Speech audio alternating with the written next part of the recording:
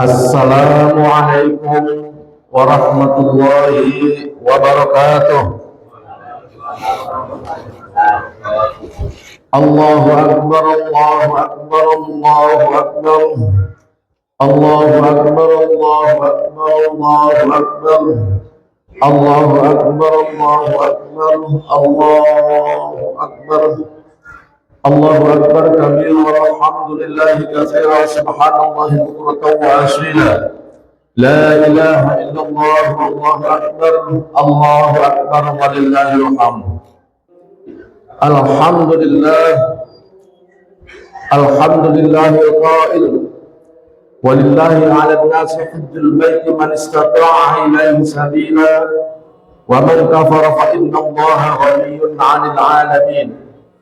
أشهد أن لا إله إلا الله وحده لا شريك له وأشهد أن محمدا عبده ورسوله اللهم صل وسلم على سيدنا محمد وعلى آله وصحبه أجمعين أما بعد فيا أيها المسلمون أوصيكم وإياي بتقوى الله فقد فاز المتقون. Hadirin kaum muslimin muslimat jamaah salat Idul Adha rahimakumullah. Sebagai salah satu rukun khutbah, kami menyampaikan wasiat khususnya untuk diri pribadi kami dan kepada kita sekalian.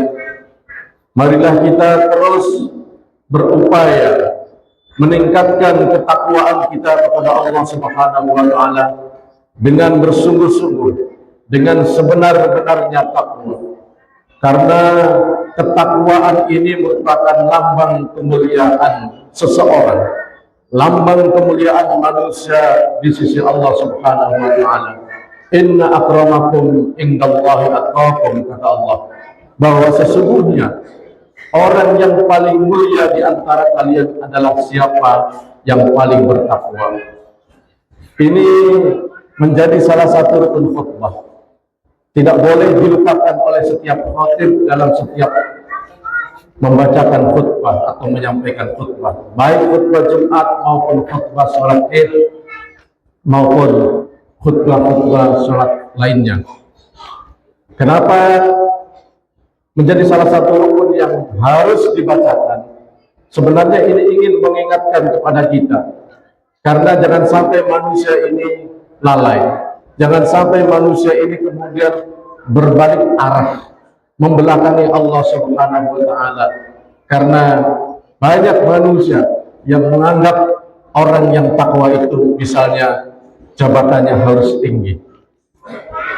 Boleh umat Islam, boleh siapapun menjadi pejabat tinggi, tetapi jadilah pejabat tinggi dengan cara yang baik dan menjalankan jabatan dengan cara yang baik. Ya, yang dilarang oleh Allah adalah karena menganggap jabatan itu mulia, kemudian apapun dia lakukan untuk meraih jabatannya itu, meskipun dengan cara yang diharamkan oleh Allah Subhanahu wa taala.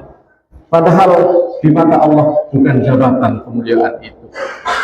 Orang yang berusaha kaya dengan cara yang diharamkan oleh Allah, na'udzubillah min dzalik, ini juga merupakan satu kelalaian, satu kesesatan, karena mereka menganggap bahwa dengan kekayaan, dengan banyaknya uang, saya akan menjadi mulia.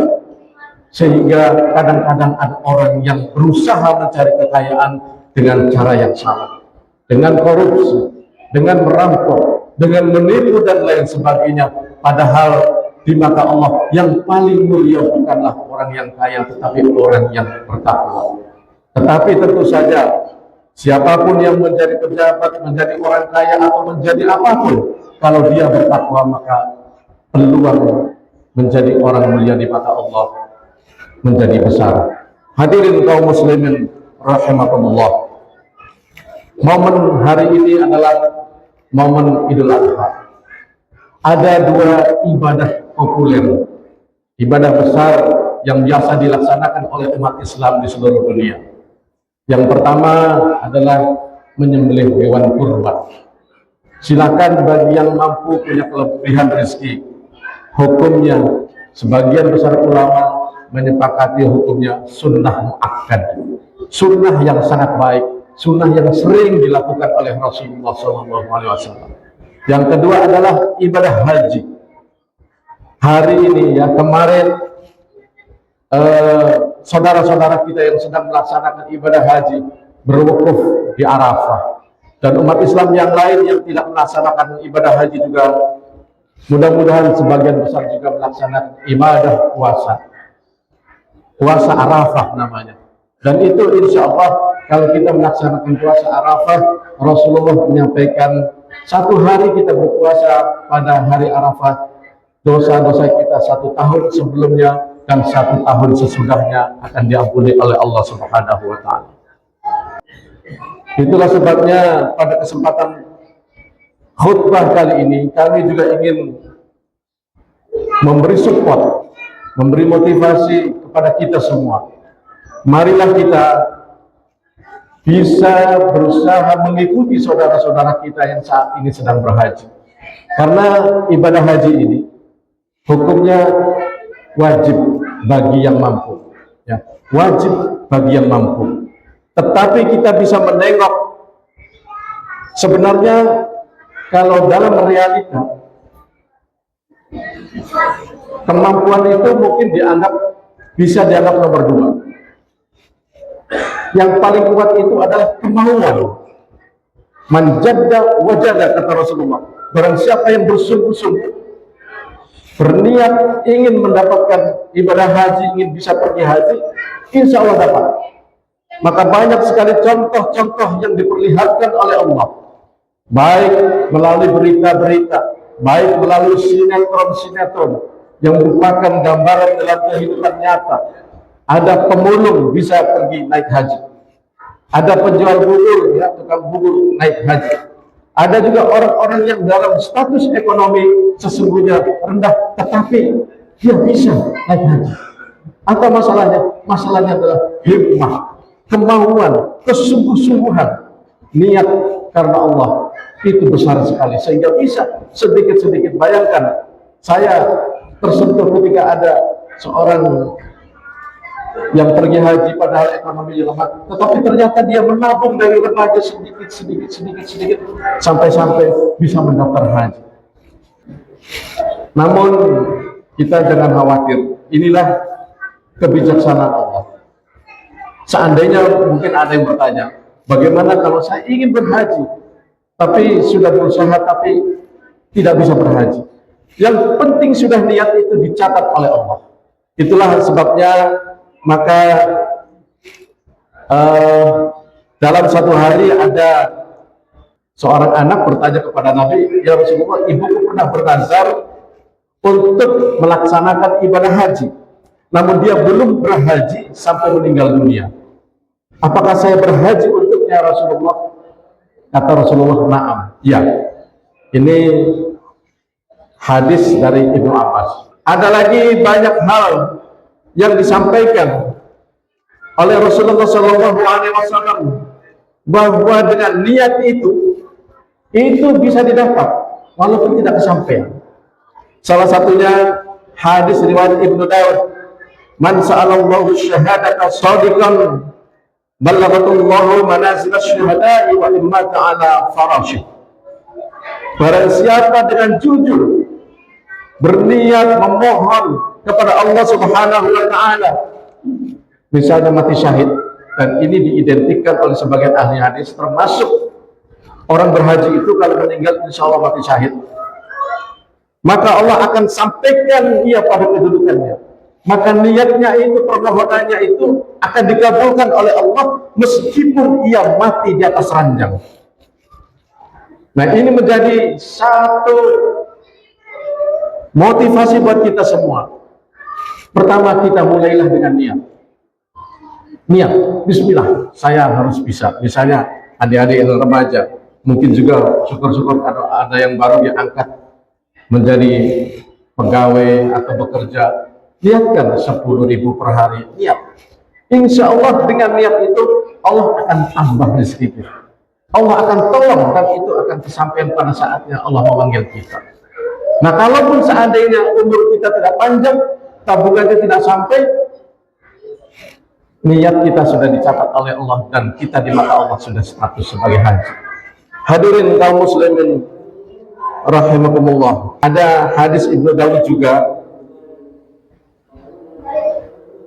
disampaikan, man kharaja min baitihi mutatahharan ila sholati maktubatin fa ajruhu ka ajril hajjil muharram. Nah ini hadirin Bapak Ibu sekalian, Allah bijaksana sekali. Bagaimana seandainya orang benar-benar sekali tidak mampu, jangankan untuk menabung haji, untuk makan sehari-hari saja kadang tidak cukup, kadang berhutang. Ini Allah memberikan satu pilihan. Kenapa? Allah memberikan beberapa amalan-amalan tertentu yang nilainya sama dengan ibadah haji. Antara lain, di dalam hadis yang saya sampaikan tadi, barang siapa yang keluar dari rumahnya dalam keadaan mutatahharan ila sholatil maktubah, dalam keadaan suci sudah berwudu, kemudian pergi ke masjid untuk melaksanakan sholat 5 waktu, fa ajruhu ka ajril hajjil muharram, maka pahalanya sama dengan menunaikan ibadah haji di tanah haram. Jadi kita bisa punya pilihan. Oh ya Allah, saya ini kemungkinan tidak bisa berhaji. Seandainya pesimis, udahlah saya rajin-rajin saya sholat berjamaah. Silakan, boleh, karena pahalanya dinilai oleh Allah sama. Hadis riwayat Imam Tabrani ini disampaikan, ini termasuk hadis yang disahihkan oleh Imam Bukhari. Orang-orang miskin banyak yang protes kepada Nabi karena amalan mereka tidak sebesar amalan orang kaya.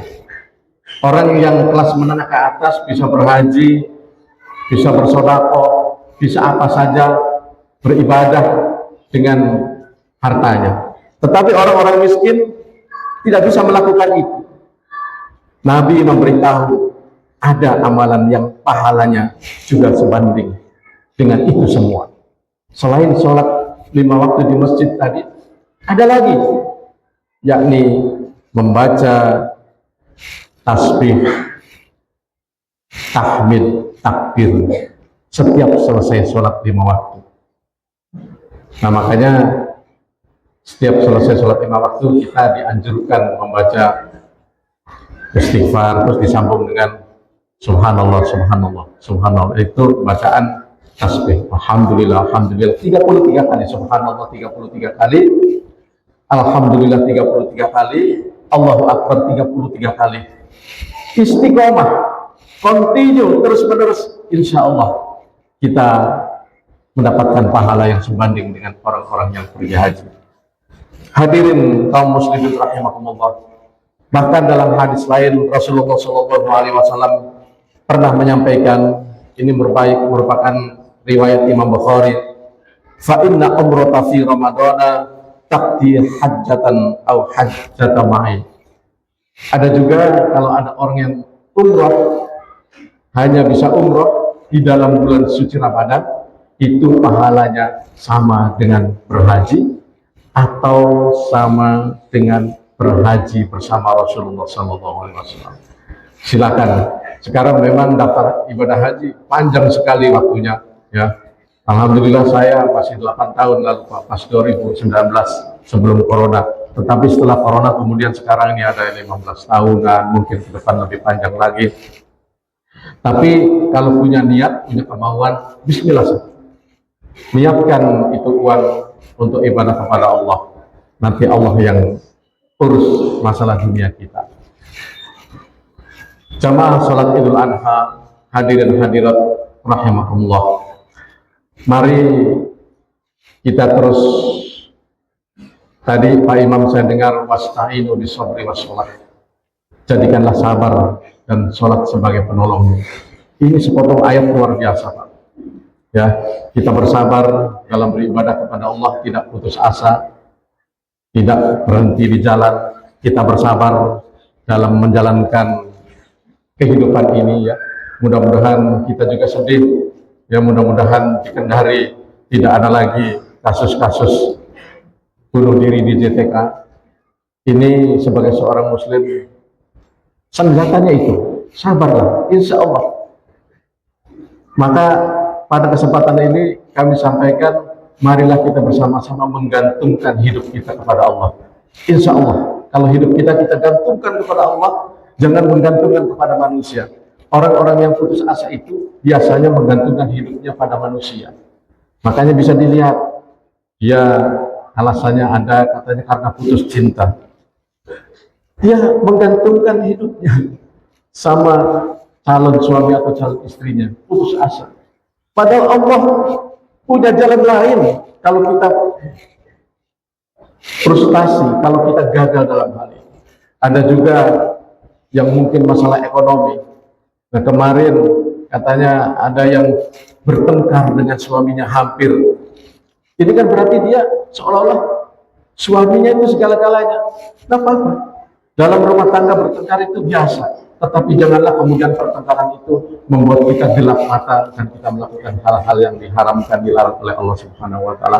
Mudah-mudahan jamaah di dalam masjid ini, juga ibu-ibu yang ada di luar masjid, semuanya diberi kekuatan iman, diberi kekuatan Islam, sehingga kita bisa menjalani kehidupan ini dengan penuh kesabaran. Dan juga sholatlah, ya, khususnya sholat 5 waktu.